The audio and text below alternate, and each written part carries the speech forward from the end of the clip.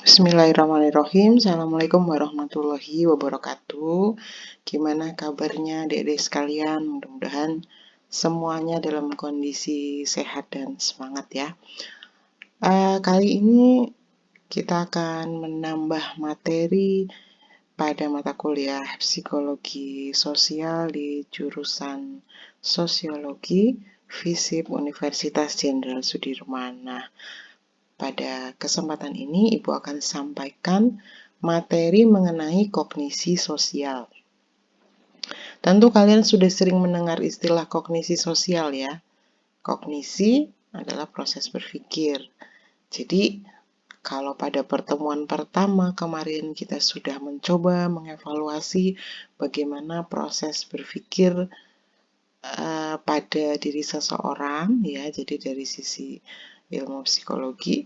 Kemudian pada pertemuan yang ketiga ini kita sudah lebih fokus melihat dan mengamati proses kognisi sosial, di mana proses ini tentu terjadi pada diri seseorang ketika dia berada dalam lingkungan sosial. Kita lihat dulu tujuan pembelajaran atau learning objective pada materi ini. Yang pertama adalah mahasiswa mengetahui pengertian kognisi. Yang kedua, mahasiswa mengetahui proses berpikir. Yang ketiga, mahasiswa mengetahui konsep kognisi sosial. Dan yang keempat, mahasiswa mengetahui komponen kognisi sosial. Jadi, setelah mendapatkan materi ini, yakin dulu bahwa kalian sudah menguasai keempat tujuan pembelajaran ini. Kalau misalkan kalian ingin lebih luas lagi mendalami kognisi sosial, silahkan. Jadi yang 4 ini merupakan proses dasar ya. Jadi kalian setidaknya memahami materi ini dari 4 tujuan pembelajaran, dan di luar itu kalian sebagai calon sosiolog yang profesional ya, nantinya tentu membutuhkan pengetahuan dan wawasan yang lebih untuk bisa melakukan evaluasi terhadap berbagai fenomena sosial yang akan kalian dapati dalam kehidupan bermasyarakat ya. Jadi maksud Ibu jangan cepat puas dengan materi yang disampaikan oleh dosen, karena dengan proses pembelajaran daring seperti ini ya, tentu yang disampaikan juga terbatas. Walaupun pada saat pembelajaran luring sebelum adanya pandemi ya, Ibu juga tentu mengikuti waktu perkuliahan. Jadi kalau sudah kuliah 150 menit gitu ya, rasanya banyak sekali hal yang belum dibahas. So, Ibu kadang memberikan tugas atau memberikan beberapa referensi untuk dibaca apabila mahasiswa ingin memperluas pengetahuan tentang kognisi sosial, tidak sebatas apa yang disampaikan pada PowerPoint. Nah, ketika berbicara mengenai kognisi, proses berpikir, kita tidak bisa lepas dari memori ya, karena dalam proses berpikir itu selalu ada pembentukan memori yang prosesnya bisa nanti kita lihat dari bagan pada slide-slide berikutnya ya. Jadi pada kesempatan pertama ini Ibu akan sampaikan dulu bagaimana proses pembentukan memori pada saat kognisi itu sedang aktif berproses. Kita lihat dulu. Memory is the process by which we observe, store, and recalling. Ya, ini artinya bahwa memori itu sebetulnya sebuah proses. Prosesnya yang pertama adalah kita melakukan observasi, mengamati lingkungan yang kita lihat secara kasat mata gitu ya. Kemudian apa yang kita lihat kita simpan dalam bentuk kode kemana ya, ke otak kita. Jadi apa yang sudah pernah kita lihat, seringkali kalau kita melakukan konsentrasi yang cukup, maka itu akan store. Kita simpan dalam bentuk kode dalam pikiran. Nah, kemudian proses berikutnya adalah recalling. Jadi, membangkitkan kembali informasi yang telah disimpan. Proses ini merupakan proses utuh dari pembentukan memori. Jadi, memori bisa saja tidak terbentuk ya pada diri seseorang ketika dia mendapatkan stimulasi yang sama. Mungkin satu mahasiswa dengan mahasiswa yang lain melihat satu fenomena yang sama di kampus gitu ya, atau di lingkungan sosial, atau lihat di televisi sama-sama ya. Tapi ketika satu orang melakukan proses observasi dengan baik, dia konsentrasi, mengamati mungkin pelaku atau narasumber yang sedang berbicara atau dan lain sebagainya ya, maka store dalam bentuk kode ke otak itu masing-masing terjadi variasi. Kemudian mahasiswa yang satu dia akan bisa melakukan recalling information, artinya memorinya terbentuk dengan baik, dan mahasiswa yang lain bisa saja tidak terbentuk suatu memori. Dia sudah pernah melihat tapi dia nggak konsen, dia berpikir hal yang lain, dia mungkin berbicara sendiri, dia sibuk dengan hal yang lain atau melamun atau kurang sehat ya. Banyak sekali faktor yang membuat seseorang dalam berproses kognitif tidak selalu terbentuk memori yang utuh. Nah, kemudian memory process may involve multiple systems. Nah, jadi kalau kita berbicara mengenai memori, sebetulnya kita melihatnya sebuah proses yang rumit ya, namun kita bisa mengidentifikasi beberapa jenis memori yang terbentuk pada diri seseorang. Yang pertama itu sebetulnya kita bisa mengkategorikan sebagai conscious memory. Yang kedua ada automatically memory. Jadi pada anxious, memori yang dengan sadar kita berusaha mengingat kembali. Contoh pada saat pertemuan pertama, Ibu sudah sampaikan tentang 3 aspek yang dipelajari dalam ilmu psikologi itu apa saja. Nah, kalau kalian menyimak kata-kata atau pertanyaan Ibu saat ini, mungkin kalian ada beberapa yang consciously recalling. Jadi mencoba mengingat kemarin bulan menyampaikan apa ya. Nah, itu artinya memorinya dengan sadar kita berusaha mengingat kembali. Namun ada juga tipe yang kedua, automatically recalling. Jadi memorinya otomatis bisa diingat karena sering diulang kembali, dibicarakan, jadi kebiasaan. Jadi nggak perlu dipikir, itu sudah langsung bisa jawab. Ya, contoh simpelnya, ya misal kalian diminta untuk menyebutkan Pancasila. Pancasila, 1. Ketuhanan yang Maha Esa. 2. Kemanusiaan yang adil dan beradab. Pasti kalian tidak perlu consciously berusaha mengingat apa ya isi dari Pancasila. Enggak, kalian itu sudah otomatis bisa menyebutkan. Kenapa? Karena itu tadi. Karena sering diulang kembali, dibicarakan, jadi kebiasaan, ya kan? Kalian itu kan dari SD atau TK malah sudah diajari Pancasila ya. Kemudian selama proses belajar dari SD, SMP, SMA, setiap hari Senin upacara menyebutkan Pancasila. Jadi ya memang kalau sudah jadi kebiasaan disebut-sebut terus ya pasti akan automatically recalling.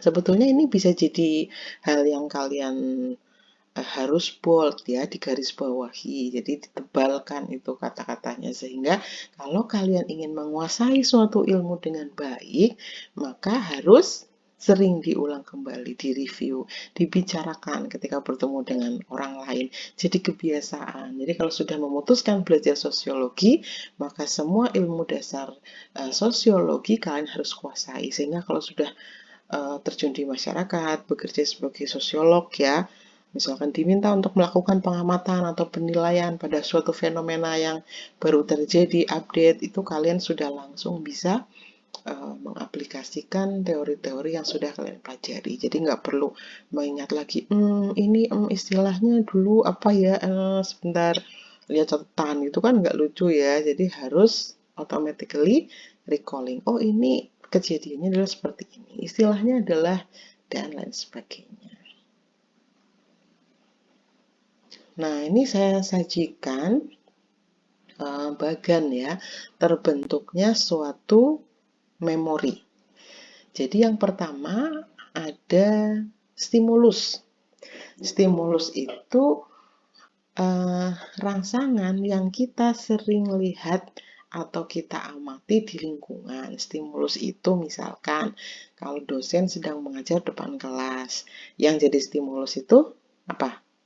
Suara dosen, performance dosen, mungkin kerudungnya, mungkin PowerPoint-nya, itu juga bisa dijadikan sebuah stimulus ya. Tapi inti dari ketika dosen berdiri mengajarkan ilmu kepada mahasiswa, maka sebetulnya stimulus yang utama adalah ilmu yang dia sampaikan dalam bentuk kata-kata dan suara. Itu stimulus ya. Ini secara teoritis, ketika stimulus masuk ke dalam tubuh seseorang, bisa lewat panca indera ya, dia mendengar dengan telinga, dia melihat dengan mata, dia mungkin ada penciuman yang mungkin bisa dirasakan ya.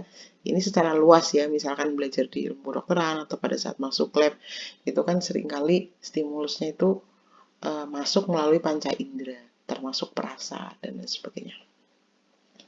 Secara teoritis ketika stimulus masuk ke sensory register, maka itu sudah ada information yang lost. Ini belum terjadi pembentukan memori ya. Jadi begitu stimulus masuk saja sudah ada information yang lost. Ini kira-kira sebabnya apa? Banyak. Yang pertama, tadi kan Ibu sudah contohkan ya, mungkin mahasiswanya tidak menyimak terlalu detail. Mungkin mahasiswanya sedang sakit sehingga dia nggak bisa konsentrasi mendengarkan kata-kata dosen. Dia sedang pusing dengan migrain yang didapatkan disebabkan karena siklus bulanan, misalkan gitu ya.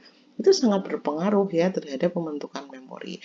Sedang kuliah sakit itu kan nggak bisa konsen ya, atau belum sarapan, atau kalian nggak sakit, kalian sudah sarapan, tapi ketika di kelas malah sibuk buka WA gitu ya, ngobrol sama teman di luar sana, kayaknya diem, tapi padahal dia sedang chat WA. Nah, itu baru sensory register sudah ada information yang loss. Sebabnya bisa jadi karena tadi dari sisi receiver atau mahasiswa mengalami hal-hal yang tadi sudah Ibu sebutkan. Tapi bisa juga disebabkan faktor luar, misalkan ada bising di kelas lain. Nah, itu kalau sedang pembelajaran luring ya. Kalau sedang pembelajaran daring, ada gangguan sinyal. Nah, itu juga bisa jadi penyebab ya.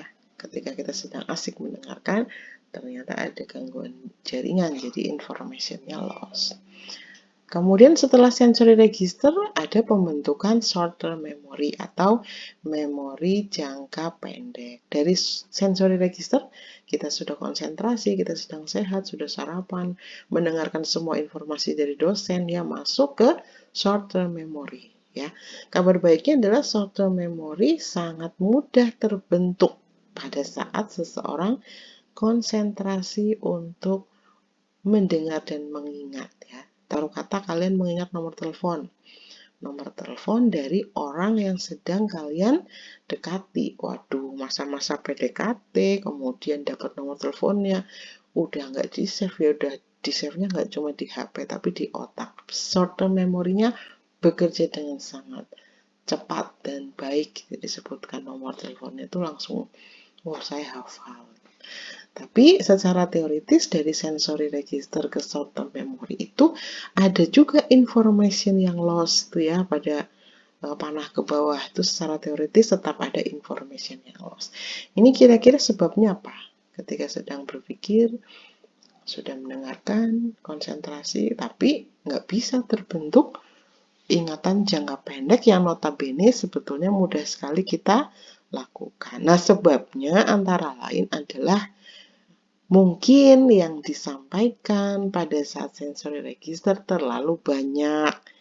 Ya, terlalu banyak. Materi hari itu banyak sekali. Satu mata kuliah 150 menit, kemudian dilanjut materi kuliah berikutnya 150 menit terus sampai sore. Ya, yang ada bukan terbentuk short term memory, tapi sebagian information pasti loss. Kita akan menangkap secara efektif ya, ini teoritis ya, secara efektif 50 menit pertama pada saat kita belajar. Kita menyimak orang juga begitu, 50 menit awal, 50 menit kedua masih 50-50. Tapi kalau sudah lebih dari 100 menit, maka 50 menit ketiga sering konsentrasinya hilang, sudah ngantuk, udah nggak bisa fokus dan lain sebagainya.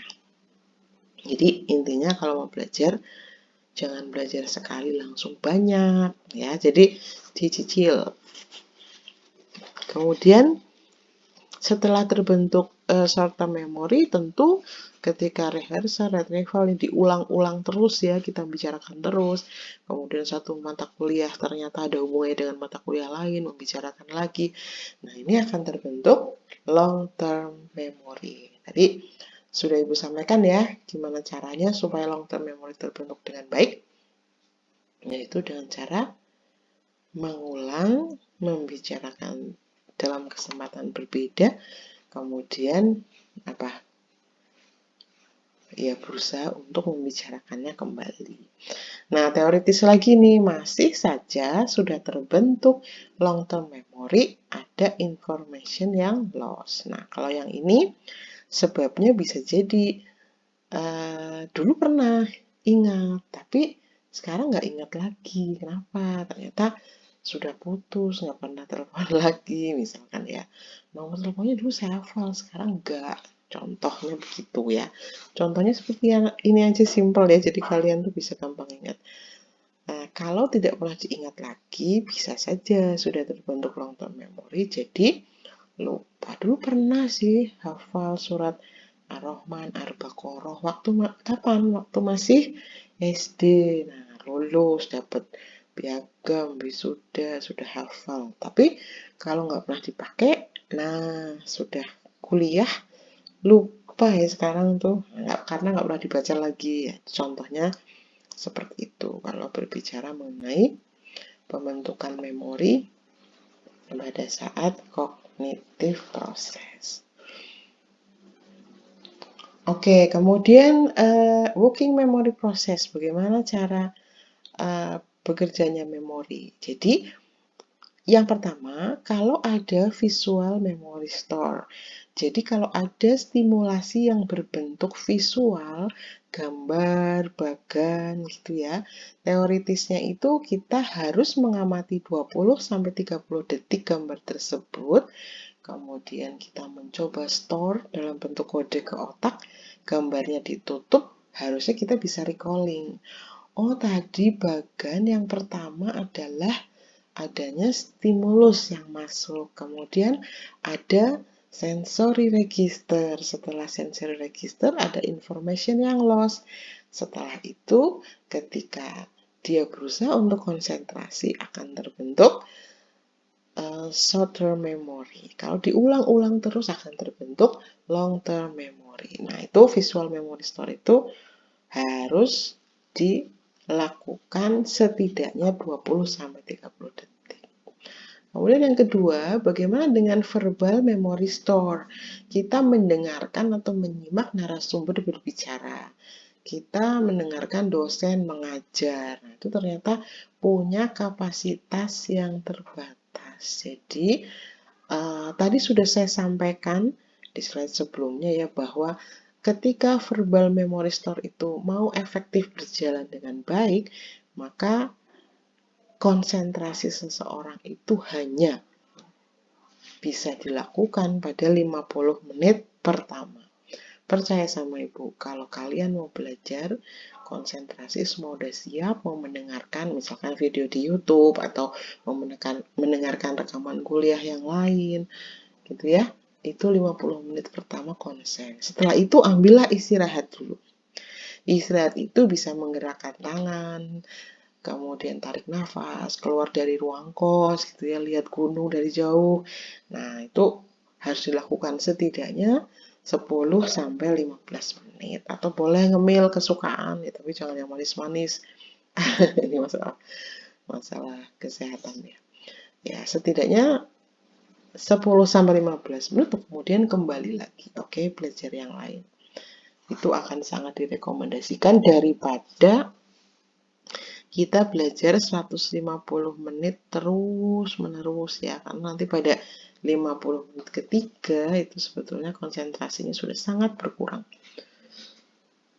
Ya, kemudian yang ketiga, working memory store are independent. Jadi, sebetulnya ya ini terkait pada ini ya, apa namanya, keistimewaan individu, kekhasan individu satu sama lain. Jadi yang tadi saya bicarakan bahwa orang harus melihat 20-30 detik, ya ada juga sih kita menemukan bahwa orang hanya 10 detik langsung bisa hafal.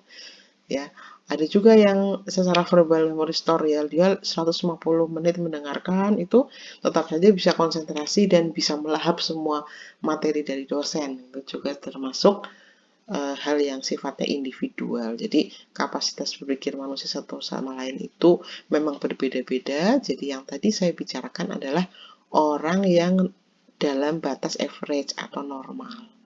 Ya, jadi sangat tergantung pada kondisi masing-masing orang. Kalau sudah pernah mengalami kecelakaan misalnya ya, pernah gagal otak, pernah jatuh, kemudian jatuhnya tepat mengenai kepala bagian belakang, itu bisa mempengaruhi ya hal-hal yang sifatnya kognitif dan pembentukan memori. Jadi sekali lagi yang Ibu bicarakan ini adalah yang sifatnya adalah normal. Ya, orang yang kapasitas average semuanya bisa berjalan sesuai dengan teoritis. Ya, kemudian ada beberapa metode yang bisa memperkuat memori. Yang pertama, sebetulnya tidak hanya 3 ya. Ini kalau kalian mau mengeksplor tentang proses berpikir, kognisi, maupun fokus pada memori itu sendiri, banyak sekali hal yang bisa membuat kalian memperkuat memori ya. Tapi Ibu sajikan hanya 3. Yang pertama adalah method of Loki. Ini fokus kepada location. Jadi kalau kita mau mengingat sesuatu tapi kita sulit mengingat istilah tersebut, maka kita bisa kemudian mencoba membaginya dalam sebuah lokasi. Location. Kalau ini biasanya sering digunakan mahasiswa fakultas kedokteran ya, karena dia akan mencoba untuk menghafalkan semua organ-organ manusia, kemudian syaraf tertentu. Istilah-istilahnya itu kan sangat banyak. Jadi dengan menggunakan method of Loki itu, dia akan mudah merecalling information. Dia akan membagi-bagi menjadi misalkan organ dalam gitu ya, bagian-bagian dari jantung, bagian-bagian dari paru, itu istilahnya kan sangat banyak. Jadi untuk recalling satu istilah, dia akan mencoba merecalling ini adalah istilah dalam organ jantung itu dulu, kemudian baru dia akan merecalling dengan cara yang sistematis apa saja istilah di situ, nanti recallingnya akan mudah untuk dilakukan. Ya kalau misalkan simple ya di masyarakat awam, kalau kita mau mengingat gudeg, nah itu kalau orang Jawa mengingat gudeg kan mudah ya, tapi kalau orang dari Sumatera, makanan apa ya yang coklat itu, aduh lupa namanya. Nah, kalau locationnya adalah Jogja, dia akan mencoba reviewnya berdasarkan lokasi. Jogja, oh Jogja, ada keraton, ada gudeg, ada Malioboro. Jadi gudegnya itu bisa di recalling dengan baik. Contoh simpelnya seperti itu. Kemudian yang kedua ada metode PEC ya, PEC method. Kalau PEC method ini suatu upaya yang dilakukan oleh seseorang untuk bisa mengingat suatu istilah, namun istilah yang ada dalam otaknya itu diciptakan sendiri, sehingga menurut dia dengan menciptakan istilah sendiri, recalling information yang dia inginkan itu bisa terjadi dengan lebih mudah. Misalkan dia akan mengingat kata-kata parasetamol. Parasetamol itu kan obat untuk sakit kepala. Dia akan mengatakan, kalau kita pusing, jalan-jalan ke mall. Oh iya, kalau pusing minum parasetamol. Gitu. Karena kata-katanya mirip ya. Tapi kita membuat istilah sendiri yang lucu, yang menarik, yang mudah di recalling. Karena kalau kita sudah mengucapkan, maka recalling parasetamol itu akan terjadi dengan sendirinya. Ini juga bisa dilakukan di berbagai istilah ya. Kalian juga menggunakan istilah tertentu, recallingnya dengan kata-kata yang lucu dan menarik, itu juga secara teoritis akan mudah di recalling. Kemudian yang ketiga ada SQ3R. Nah, ini kalau seseorang ingin mempelajari satu materi, tapi materinya itu harus dibaca dalam sebuah textbook. Nah, udah ngantuk duluan ya, biasanya kalau udah pegang textbook ngantuk duluan. Tapi dengan menggunakan metode ini, harapannya akan terbentuk memori dengan lebih bagus ya. Yang pertama adalah survei. Jadi kalau kita mau mempelajari suatu materi, misalkan katakanlah psikologi perkembangan, ya kita akan mengambil textbook, kita baca di bab 5 ada psikologi perkembangan remaja. Survei yang dimaksud di situ adalah membaca dengan tepat bab 5 tersebut, membaca dengan tepat selesai. Kemudian ada Q atau question. Pada saat selesai membaca, textbooknya ditutup, kemudian kita membuat pertanyaan-pertanyaan yang kita pikir bahwa itu adalah pertanyaan yang mungkin dimunculkan pada saat ujian oleh dosen. Contoh, sebutkan perkembangan psikologi remaja dari aspek emosional, misalkan. Kalian bikin question sebanyak-banyaknya dan mencoba menjawab question itu sendiri. Kalau sudah bisa menjawab semua, berarti proses terbentuknya memori sudah bisa dilakukan dengan baik. Tapi kalau belum, ya wajar, itu kan proses belajar ya. Jadi kalau belum, akan dilanjutkan dengan 3R. R yang pertama adalah read, yang berikutnya recite, kemudian yang berikutnya lagi review. Jadi read itu membaca apa? Membaca pada materi yang belum bisa kalian jawab pada question-question tertentu. Ya, jadi misalnya kalian buat 10 question kira-kira yang masuk keluar ujian. Nah, tadi ada 3 question yang harusnya saya menguasai tapi saya belum bisa jawab. Oke, saya baca, saya read lagi bagian itu. Recite, mengulang lagi. Tadi yang nggak bisa dijawab, dibacakan pertanyaannya, dijawab lagi dengan menutup buku ya, tanpa membaca buku. Dia bisa nggak jawab itu dengan kata-katanya sendiri, dengan kata-kata yang sistematis, tanpa membaca. Oke, yang terakhir adalah review. Kalau review ini diulangi secara keseluruhan. Ditanya lagi, jawab lagi, tanya lagi, jawab lagi, terus sampai kita berhasil membuat banyak pertanyaan dengan jawaban yang kita sudah yakin itu benar sesuai dalam textbook, itu artinya memori sudah terjadi penguatan. Ada lagi metode yang biasa kalian gunakan apa? Ya, kalau misalkan ada, boleh nanti di-share pada momen diskusi ya. Tapi kalau berdasarkan survei ya, banyak juga yang menggunakan metode misalkan menggunakan stabilo, ada ya tipikal yang senang dengan warna pada istilah-istilah tertentu di stabilo sehingga recallingnya lebih mudah kalau mengingat posisi kata-kata itu yang berwarna kuning di bagian atas textbook halaman sekian misalkan ya, itu bisa. Atau metode lain dengan jembatan keledai, dia membuat singkatan-singkatan dari istilah yang ingin dihafalkan. Kalau yang dulu di SMA jurusannya MIPA mungkin tahu ya, istilah jembatan keledai itu dipakai pada rumus-rumus kimia atau yang dipakai untuk umum nih. Ini apa namanya? Pelangi. Warna-warna pelangi itu apa? Meiji-ku hibiniu, merah, Meiji berarti J-nya jingga, Meiji-ku kuning, Meiji-ku hijau, biru, nila, ungu. Nah, jadi dengan menggunakan jembatan keledai, recallingnya juga bisa lebih mudah. Nah, sedangkan proses hilangnya memori ini bisa ada beberapa teori, Ibu sajikan 3 saja ya. Yang pertama adalah decay teori. Kalau decay teori ini rusaknya atau ausnya jejak-jejak pikiran karena faktor usia, karena faktor fisiologis. Dia sudah pikun, dia sudah lupa, jadi apa namanya? Ya, memang jadi susah mengingat kembali gitu ya. Jadi proses hilangnya itu karena turunnya fungsi-fungsi fisiologis termasuk daya ingat karena faktor usia. Yang kedua adalah interference teori. Nah, memori yang sudah pernah kita bentuk itu seringkali mengganggu pada proses pembentukan memori yang berikutnya.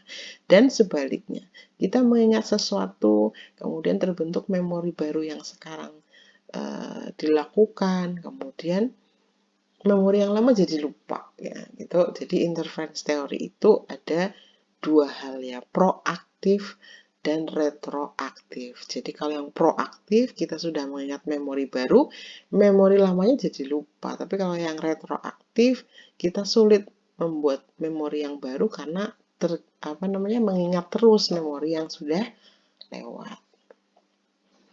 Kemudian ada yang ketiga adalah motivated forgetting. Jadi ada motivasi untuk melupakan memang ya. Jadi dia nggak mau mengingat tentang suatu ilmu, nggak mau mengingat lagi peristiwa yang dulu karena menimbulkan traumatik. Mungkin dia tidak mau lagi mengingat atau memang ingin melupakan mantannya, contohnya gitu ya. Jadi ada motivasi untuk melupakan. Caranya bagaimana? Ya dengan membiarkannya itu lewat begitu saja karena nggak ada yang bisa menghapus ingatan ya kecuali waktu yang terus berjalan, kemudian kita memilih untuk fokus ke hal lain, melakukan banyak hal gitu, nanti lama-kelamaan dia memang akan lupa dengan sendirinya. Long term memory yang sudah terbentuk saja bisa lupa ya, apalagi hal-hal yang sifatnya jelas untuk ingin dilupakan gitu. Jadi ada motivasi untuk melupakan. Jadi mudah saja dengan berjalannya waktu semuanya juga akan terlupa. Ya, kemudian sekarang kita masuk ke kognisi sosial ya, sudah lebih mengarah pada kognisi sosial. Apa sih sebetulnya kognisi sosial? Jadi tadi kita belajar tentang kognisi atau proses berpikir, terbentuknya memori, bagaimana memperkuat memori, kemudian teori lupa. Nah, sekarang kita melihat apa itu kognisi sosial? Adalah proses sentral yang menghubungkan eksternal dan internal. Adalah proses yang merubah, mereduksi, merinci, menyimpan, dan memakai informasi mengenai peristiwa sosial. Ini kalau dari Baron dan Bernard. Mungkin dari teori yang lain, dari berbagai sumber bacaan, mungkin kata-katanya bisa sedikit berbeda walaupun intinya itu sama. Jadi dia akan menilai secara sosial yang terjadi di lingkungan masyarakat. Itu ya pada intinya. Ya, jadi seseorang melakukan kognisi sosial itu melalui suatu proses analisa. Nah, proses dalam menganalisa ini bisa terjadi dengan berbagai jenis. Yang pertama ada attention. Attention artinya apa? Memberikan perhatian ya.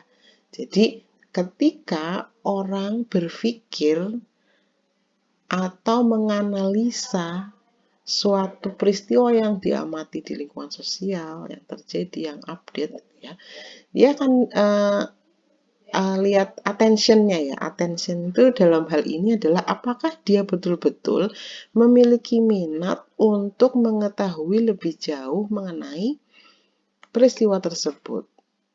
Memiliki minat nggak?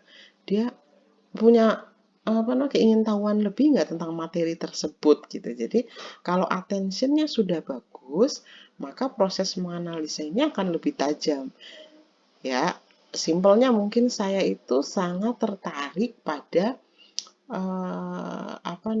kasus yang menyangkut anak, misalkan ya kekerasan pada anak di dalam rumah tangga maupun kekerasan yang dilakukan oleh anak satu pada anak yang lain. Itu kan banyak sekarang fenomena yang terjadi ya, pencabulan terhadap anak. Tidak sekedar kepo, tapi saya memberikan attention lebih kuat di situ ya. Saya tidak menginginkan peristiwa itu terjadi berulang-ulang, sehingga saya mengamati dengan lebih serius masalah penyebabnya, kemudian pencegahan agar tidak terjadi lagi. Nah, attention di sini sangat diperlukan untuk seseorang itu menggali lebih dalam, karena kalau nggak ada atensi, sulit ya untuk bisa memahami kasus secara komprehensif. Kemudian yang kedua, setelah ada attention, nanti akan terbentuk suatu encoding. Encoding ini, yang tadi ya, secara teoritis itu, encoding adalah proses store, masuk ke dalam otak dalam bentuk ingatan. Saya sering menghubungkan peristiwa yang sekarang terjadi dengan 5 tahun yang lalu ketika terjadi pada orang yang sama. Ternyata kesempatannya sama, situasinya yang sama, kemudian karakter dari korbannya itu juga kemudian kita bisa linkkan gitu ya. Saya mengingat dulu tuh orangnya juga begini. Nah, bagaimana agar supaya orang yang memiliki tipikal yang sama bisa dicegah untuk tidak mendapatkan perlakuan yang sama kembali? Maka beberapa situasi bisa kita handle untuk mungkin pendampingan lebih dalam untuk aspek tertentu yang kita catat ya, yang kita tandai. Mungkin penekanan yang lebih pada lingkungan sekitar, atau minta kepada ibu kandungnya untuk memperhatikan hal-hal khusus. Itu kan karena encoding, karena dulu sudah pernah punya pengalaman dan sudah terekam di otak, maka kita bisa melakukan evaluasi, pencegahan maupun beberapa catatan agar menjadi dasar untuk perlakuan berikutnya atau pendampingan berikutnya terhadap korban. Contoh saja ya, contoh situasinya seperti itu. Kemudian yang ketiga adalah retrieval, mengulang, kemudian membentuk suatu pola gitu ya. Jadi kalau retrieval ini dalam proses menganalisa itu bisa berarti kalau kita sudah yakin dengan satu solusi yang kita miliki, maka itu akan terulang kembali. Dengan menemui kasus yang sama, kita sudah tahu apa yang akan kita lakukan dan kita yakin bahwa itu memiliki efek yang akan sama gitu ya. Jadi misalkan pada anak-anak yang menjadi korban pencabulan, maaf saya sering membicarakan ini ya karena kebetulan saya ini psikolog di UPTD Banyumas, jadi memang sering menemui kasus yang seperti itu ya. Jadi kalau misalkan ketemu lagi korban, saya tahu harus melakukan apa, saya tahu apa yang harus saya sampaikan, saya tahu apa yang harus saya tekankan supaya korban tidak menjadi pelaku pada saat dia sudah dewasa kelak. Ya, misalnya kira-kira begitu ya. Jadi retrieval, ada pengulangan dan lain sebagainya. Itu artinya bisa gabungan dari attention encodingnya kuat atau attention dan kemudian retrievalnya kuat dan sebagainya ya. Ya, jadi jika seseorang harus memilih sebuah tingkah laku, itu akan memilih yang membawa manfaat sebesar-besarnya bagi diri sendiri. Ini disebut sebagai subjective expected utility. Jadi jelas bahwa seseorang itu pastilah akan memilih dari berbagai kegiatan yang tentu membawakan manfaat untuk dirinya sendiri. Apa yang saya dapatkan ketika saya berusaha untuk melakukan pendampingan pada anak-anak yang menjadi korban misalkan ya. Apa yang saya dapatkan di situ? Saya memilih di situ, kemudian saya mendapatkan banyak hal, informasi, kemudian kasus, peluang-peluang terjadinya dan sebagainya, dan itu menjadi bahan dasar yang bisa saya olah untuk kemudian membuat sebuah program yang bisa diaplikasikan dan memberikan manfaat. Nah, itu juga sangat menimbulkan kepuasan ya, ini sangat bermanfaat khususnya pada diri saya secara profesional maupun orang-orang di lingkungan yang kemudian sama-sama membuat suatu program pendampingan pada anak yang sudah pernah mengalami hal seperti itu.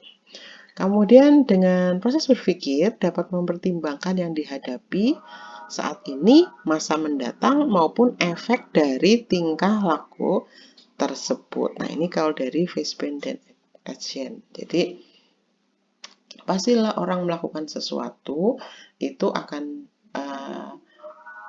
mempertimbangkan ya kira-kira masa sekarang itu seperti apa yang terjadi, masa mendatang seperti apa, kira-kira efeknya apa nih kalau program ini kita terapkan seperti itu. Ya, kemudian ke konsep kognisi sosial. Jadi secara umum konsep dari kognisi sosial ini adalah observational learning. Artinya belajar dengan proses melakukan observasi. Ini sebetulnya kalau calon-calon sarjana sosiologi atau sosiolog yang profesional tuh harusnya memiliki insting yang sangat kuat untuk melakukan observasi ya. Mengamati lingkungan, mengamati karakter dari masing-masing teman, mengamati karakter teman yang memilih komunitas tertentu, itu kan pasti memiliki kekhasan ya. Jadi melakukan pengamatan terhadap model juga ya, model lingkungan sekitar. Kan pasti nggak akan sengaja ya kemudian melihat bahwa saya ini calon sarjana sosiologi. Saya punya dosen yang belajar sosiologi. Saya melihat apa yang diaplikasikan oleh dosen itu di lingkungan kampus. Saya melihat sepak terjang dosen itu ketika di masyarakat. Apa yang dilakukan, misalkan ya, dosen tersebut menulis sesuatu di surat kabar, dia melihat proses berpikirnya dan sebagainya. Itu sangat bagus ya. Jadi observational learning itulah sebetulnya konsep dasar dari kognisi sosial. Kalian belajar melalui pengamatan. Proses belajar melalui pengamatan terhadap public figure, nggak harus dosen ya. Public figure itu bisa orang yang nggak pernah kalian temui bahkan ya, tapi mempelajari hal yang sama. Tokoh masyarakat di sekitar itu juga bisa. Ya, jadi reinforcement is the primary contract in the operant form of learning. Jadi proses penguatan merupakan bentuk cara belajar seseorang. Jadi selain observational learning, kita mengamati, kita menyerap hal yang baik dari apa yang kita amati dari tokoh tersebut ya. Kemudian ada reinforcement, ada penguatan yang membuat kita ingin melakukan hal yang sama gitu. Penguatannya itu bisa jadi datang dari lingkungan terdekat. Misalkan kita melakukan sesuatu yang kita tiru dari tokoh atau public figure yang kita lihat ya. Kemudian dapat penguatan dari lingkungan, pujian dari ayah misalkan, atau pujian dari lurah di desa kalian tinggal. Oh, bagus sekali nih programnya Mas, dilanjutkan lagi. Nah, itu bisa dianggap sebagai suatu reinforcement. Dengan mendapatkan penguatan, kalian akan terus melakukan mungkin di tempat lain, mungkin menularkan pada orang lain untuk melakukan hal yang sama. Nah, kemudian penguatan itu bekerja melalui proses satu, inhibitory effect atau efek menghalangi. Jadi ada juga ya pengamatan terhadap suatu peristiwa, suatu program atau hal yang dilakukan oleh public figure atau individu lain yang menjadi tokoh masyarakat, kalian melihat ada sisi yang tidak baik, efek yang tidak baik. Oh, ternyata ketika membagi-bagikan sembako pada saat pandemi COVID tidak diatur dengan baik jadwalnya, bisa juga ya menimbulkan kerumunan. Jadi ditegur oleh aparat setempat. Nah, oleh karena itu ada efek inhibitory. Jadi menghalangi. Enggak, saya nggak mau melakukan gitu saya mau melakukan sesuatu yang baik tapi bukan seperti itu. Tapi ada juga efek disinhibitory, jadi efek membiarkan. Sudah tahu ada efeknya, ada efek buruknya seperti itu. Tapi melihat efek buruk, ada juga efek baik yang muncul. Dan di situ dia melakukan pengamatan 50-50, so dia memutuskan membiarkan. Ya udahlah, itu biar terjadi. Ya udahlah, saya juga melakukan, ya mungkin saya memperkecil resiko terjadinya perkumpulan dan sebagainya. Nah, kemudian seseorang bertingkah laku tanpa melihat imbalan atau hukuman, namun pada apa yang dialami oleh orang lain. Ini ada ya istilah vicarious reinforcement. Jadi betul-betul nggak melihat imbalan, nggak melihat penguatan atau reinforcement tadi ya, tapi pada apa yang dialami oleh orang lain. Mungkin dia melakukan sesuatu, nggak dapat ujian juga sih, tapi dia melihat bahwa apa yang dilakukan oleh orang lain itu efeknya bagus, sehingga dia melakukan hal yang sama. Nah, menurut Bandura, vicarious reinforcement ini terjadi karena adanya outcome expectation. Jadi ada ekspektasi yang dia ciptakan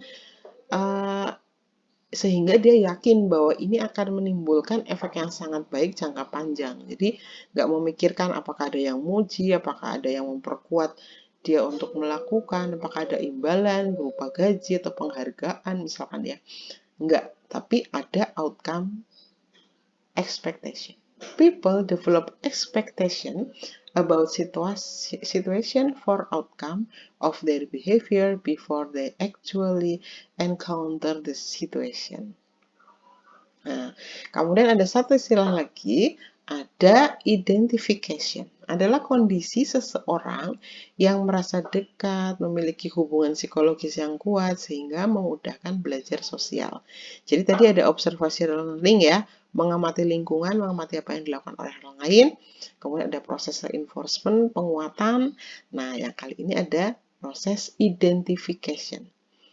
Jadi, orang itu melakukan pengamatan pada tokoh, dia merasa hubungannya sangat dekat. Ya, contoh simpelnya saja ya, misalkan saya seorang psikolog profesional. Kemudian saya mengamati ada psikolog yang mungkin di kota besar, dia mungkin sudah mencapai gelar profesor di bidang psikologi, dia mungkin prakteknya juga sudah sangat banyak atau kaya pengalaman gitu ya. Dengan mengikuti atau follow dia dari media sosial, dari berbagai tulisannya, saya lahap habis. Kemudian saya merasakan ada hubungan psikologis yang kuat.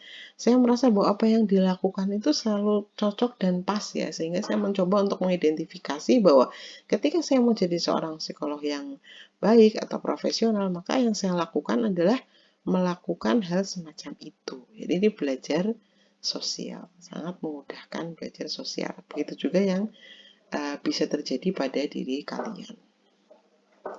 Nah, kemudian ada lagi proses, ya ini masuk kognisi sosial juga ya, the direct mechanical reproduction of behavior.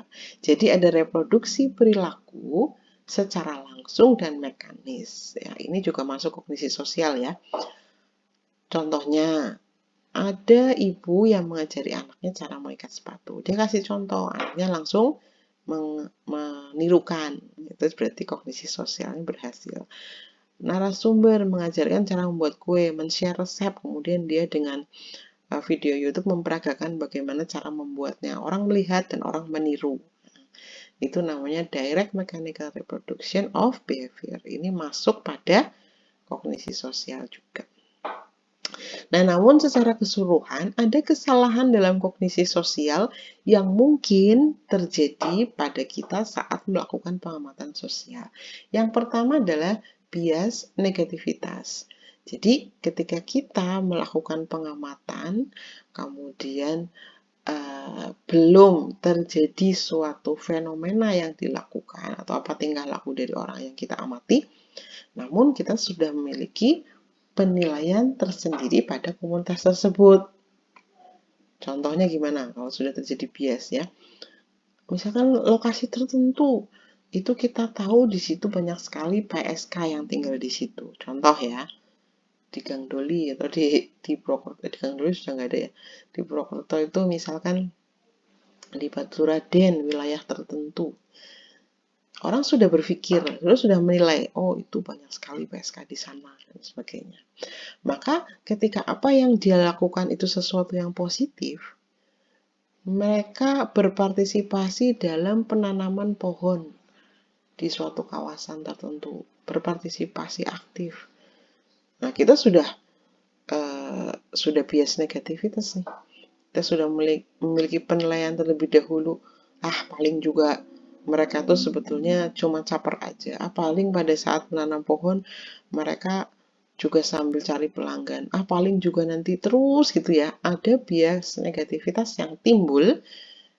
Ini merupakan sebuah kesalahan kognisi sosial. Jadi seringkali yang terjadi adalah sudah punya penilaian dulu, baru kemudian melihat tingkah laku yang mereka lakukan. Padahal kan tingkah lakunya positif ya, dicontoh. Kemudian yang kedua, bias optimis. Nah, ini kebalikan dari bias negativitas ya. Jadi bias optimis bisa disebut bias positivenis. Jadi dia melihat lingkungan pesantren, dia sudah tahu bahwa orangnya pasti tingkah lakunya sangat baik, terpelajar, agamis, islami, contoh lah begitu ya. Sudah berpikir yang seperti itu, maka ketika mereka mengadakan suatu kegiatan yang ada dalam pikiran mereka tuh pasti yang seperti itu, ini pasti baik, pasti ini. Nah, begitu ada satu oknum ya yang tinggal di pesantren itu melakukan hal yang tidak terpuji, nah, itu tetap saja dipuji ya. Misalkan buang-buang sampah sembarangan pada saat itu. Enggak, oh mereka buang sampah itu nanti kan dipunguti, oh nanti kan ini, misalkan gitu. Karena sudah ada penilaian optimis duluan, maka apapun tingkah laku yang negatif seringkali ditutupi. Nah, itu bias positif, bias optimis. Terus salah ya, termasuk kesalahan dalam kognisi. Kalau kita mau fair, sebetulnya yang kita lihat adalah tingkah lakunya itu salah atau benar. Jadi kita tidak boleh menilai terlebih dahulu sehingga apapun yang dilakukan selalu benar. Bias. Nah, kemudian yang ketiga ada counterfactual atau berlawanan. Nah, contoh, ada suatu komunitas yang positif, katakanlah pesantren tadi ya.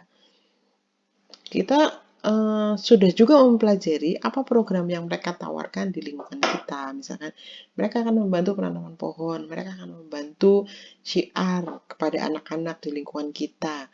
Mereka akan, programnya itu bagus. Mereka berdatang dari komunitas bagus, programnya bagus, kita juga setuju. Tapi pada saat pelaksanaan yang terjadi sangat berlawanan. Ini juga kesalahan kognisi ya.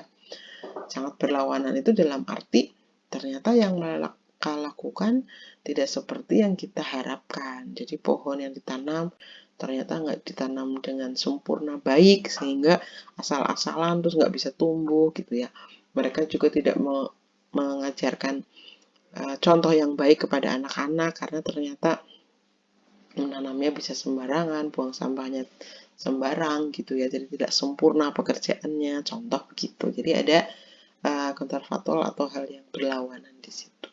Kemudian ada juga kesalahan ini yang cukup fatal ya, adalah magis atau tidak mendasar. Jadi seseorang berpikir tentang suatu hal, kemudian dihubungkan dengan fenomena alam, dihubungkan dengan cerita-cerita yang lalu dengan budaya, dengan kepercayaan, kejawen misalkan gitu ya, sama sekali tidak mendasar. Ini banyak contohnya lah ya di masyarakat, misalkan ya banyak hal yang tidak ilmiah gitu ya, di luar dari konteks ilmiah.